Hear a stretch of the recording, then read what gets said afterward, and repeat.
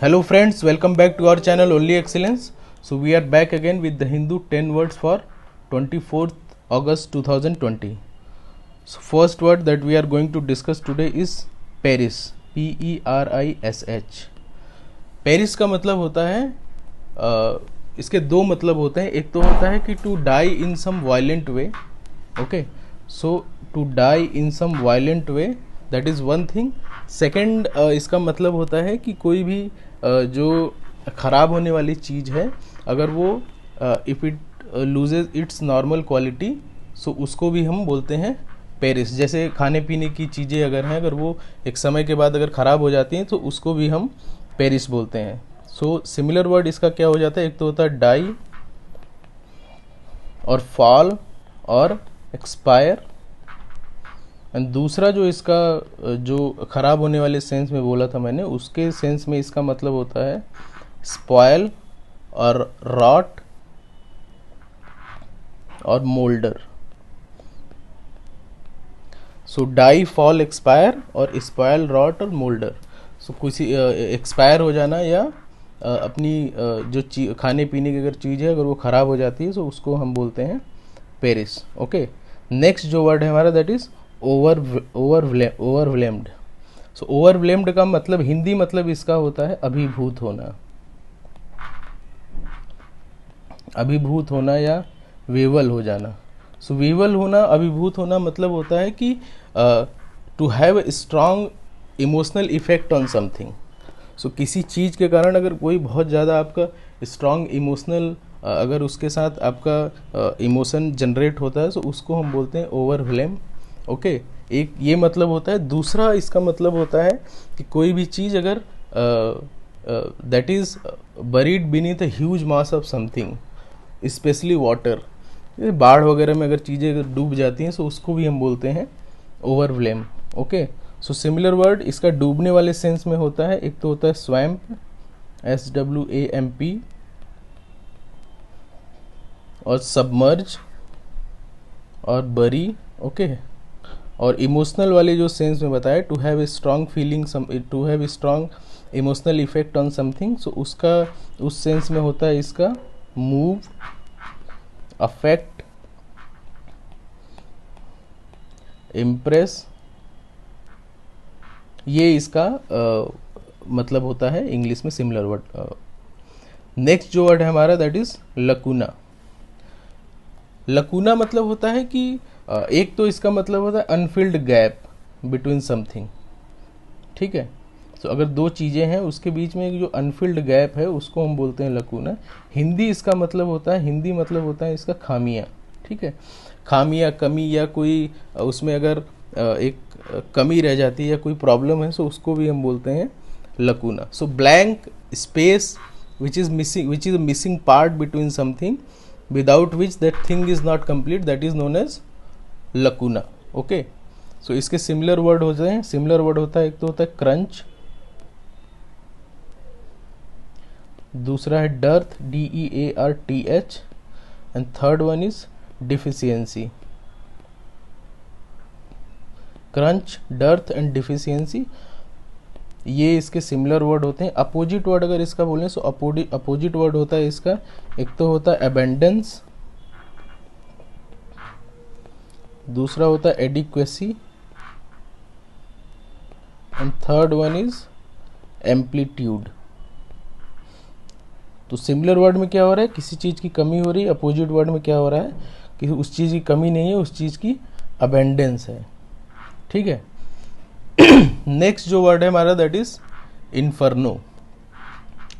Inferno का मतलब होता है कि a large fire that is dangerously out of control. ठीक है, सो कोई भी आग है अगर which is out of control, that is known as inferno. और इसका जो दूसरा मतलब होता है वो होता है हेल. ठीक है, नरक या पाताल या भयानक कोई स्थान. सो ये इसका मतलब होता है, ये एक नॉवेलिस्ट थे दांते, उनका एक डिवाइन कॉमेडी करके एक उनकी एक नॉवेल थी, उसमें वहाँ से ये इस वर्ड को लिया गया inferno. So large fire which is out of control, और नरक वाले सेंस में इस वर्ड को हम यूज करते हैं इन्फर्नो को। ओके, नेक्स्ट जो वर्ड है हमारा that is vex, VEX। Vex का मतलब होता है, हिंदी इसका मतलब होता है कि किसी को परेशान करना, चिढ़ाना या खिझाना या कष्ट देना। So to make somebody feel annoyed, frustrated और worried about something, that is known as vex। so ये vex जो है ये verb है आपका, ठीक है। so दूसरा जो मतलब होता है to bring trouble और distress और agitation in something, that is also known as vex। so इसके सिमिलर जो वर्ड मतलब होते हैं, एक सिमिलर वर्ड होता है इसका annoy, ANNOY, irritate, इन्फ्लेम, ठीक है, या बॉदर या एग्रावेट, ये इसके सिमिलर वर्ड हो जाते हैं वेक्स के। अपोजिट वर्ड अगर इसका बोलें तो अपोजिट वर्ड होता है, एक तो होता है अपीज मतलब खुश करना उनको, या मोलिफाई, ये इसका भी सिमिलर मतलब होता है। Appease and mollify, these are the two opposite word for vex. Next जो वर्ड है हमारा दैट इज शिकनरी, CHICANERY, ठीक है। सो शिकनरी का हिंदी जो मतलब होता है, शिकनरी का हिंदी मतलब होता है आपका छल या झूठा आक्षेप, झूठा आक्षेप या किसी के ऊपर झूठा आरोप जो लगता है उसको हम बोलते हैं chicanery. Okay, so to use deception to achieve something, to use deception to achieve something of your purpose, that is known as chicanery। okay, so इसका हिंदी में सिमिलर जो वर्ड, इंग्लिश में सिमिलर वर्ड होता है, एक तो होता है ट्रिकरी, मतलब किसी को ट्रिक करके ले लेना कुछ। Second one is deception, deception मतलब धोखा देना, एंड डिसीट या डिसऑनेस्टी, ये इसके सिमिलर वर्ड होते हैं।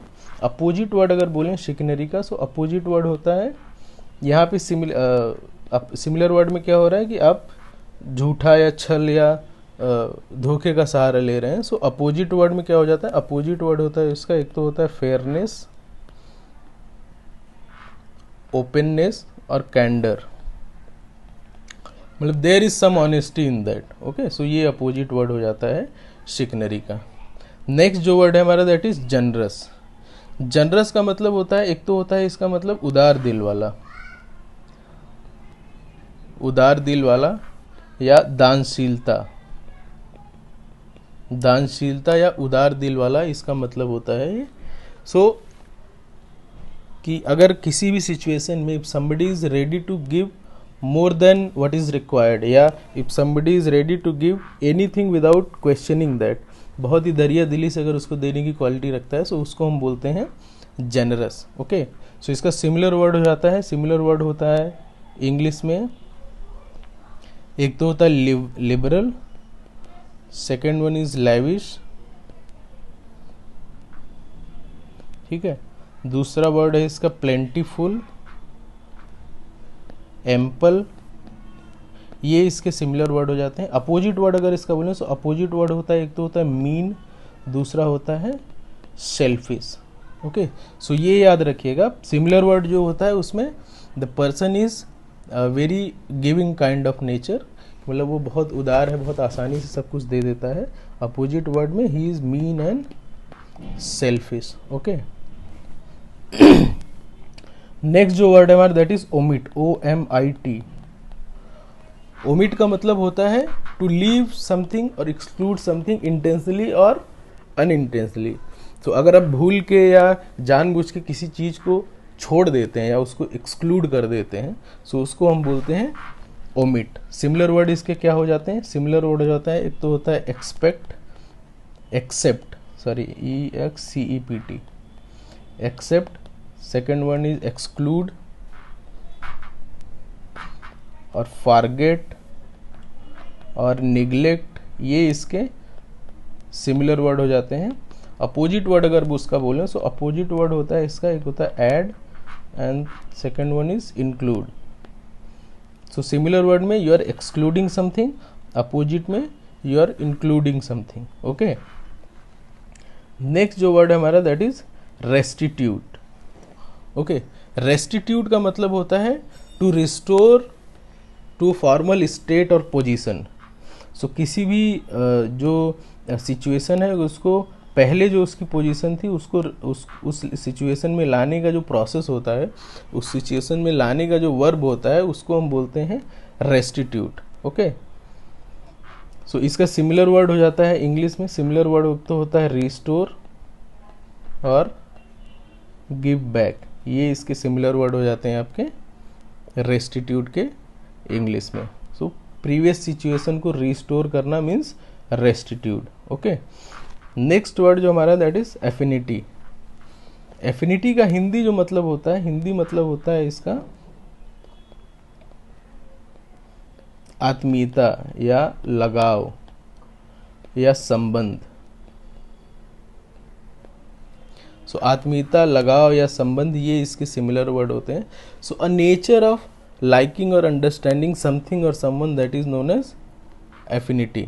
ओके, सो इसके सिमिलर वर्ड क्या हो जाते हैं, सिमिलर वर्ड हो जाते हैं, एक तो होता है आपका लाइकिंग, दूसरा होता है कनेक्टिंग, मतलब आप उसको समझ रहे हैं, थर्ड वन इज अंडरस्टैंडिंग, भी एक इसका सिमिलर वर्ड मतलब हो जाता है आपका एफिनिटी का इंग्लिश में। So these are the 10 words for today. आप वीडियो को लाइक कीजिए, शेयर कीजिए, हमारे चैनल पे सब्सक्राइब कीजिए। Thank you so much for watching us.